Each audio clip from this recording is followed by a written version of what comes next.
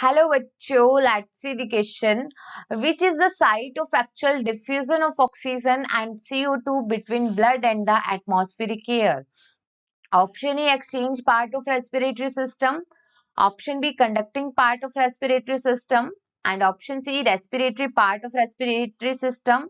And option D, both A and C.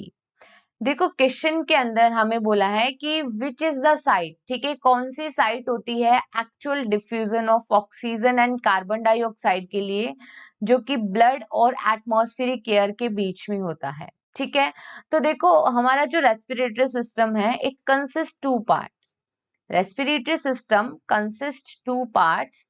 One is called conduction part, one is called conduction part and another one is called exchange part, और इस exchange part को हम respiration part भी बोलते हैं। ठीक है, देखो जो conduction part है वो start होता है, it is from external nostril, it forms external nostril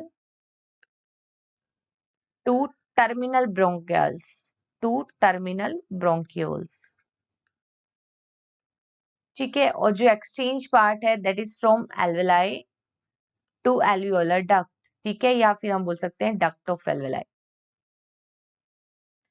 अब देखो जो कंडक्शन पार्ट होता है दैट इज बेसिकली रिस्पॉन्सिबल कि जो एयर इनहेल की जा रही है वो एयर वार्म अप करने के लिए, ह्यूमिडिफाई करने के लिए, मीन्स उस एयर को बॉडी टेम्परेचर पे लेके आना है। ठीक है, उस एयर में से डस्ट पार्टिकल रिमूव्स करने हैं, क्लीन करना एयर को, वो सब फंक्शन होता है कंडक्शन पार्ट। लेकिन जो एक्सचेंज पार्ट या रेस्पिरेशन जो पार्ट होता है इसका मेनली फंक्शन होता है गैसेस का डिफ्यूजन करना। ठीक है, डिफ्यूजन ऑफ गैसेस, जिसमें जो प्राइमरी साइट होती है गैसेस के डिफ्यूजन के लिए दैट इज द एल्वेलाई।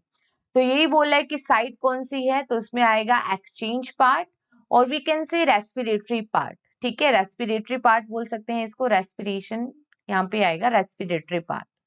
ठीक है, रेस्पिरेटरी, एक्सचेंज पार्ट और we can say respiratory part. A और सी अगर दोनों करेक्ट है तो आंसर क्या आएगा, ऑप्शन डी, जिसमें ए और सी मेंशन है।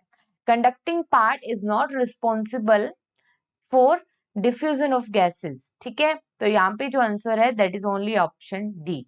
Best of luck.